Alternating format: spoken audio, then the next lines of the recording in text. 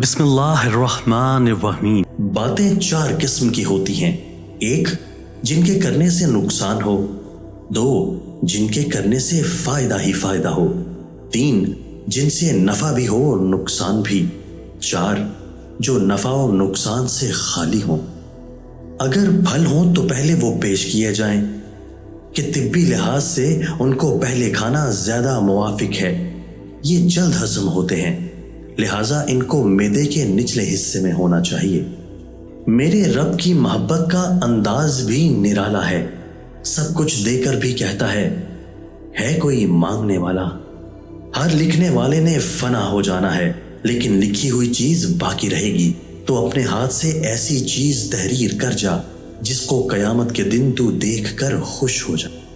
لوگوں سے جتنی زیادہ توقعات رکھو گے اس قدر زیادہ دکھ پاؤ گے۔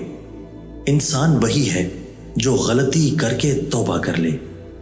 کسی کی پہچان علم سے نہیں بلکہ ادب سے ہوتی ہے، کیونکہ علم تو شیطان کے پاس بھی تھا لیکن وہ ادب سے محروم تھا۔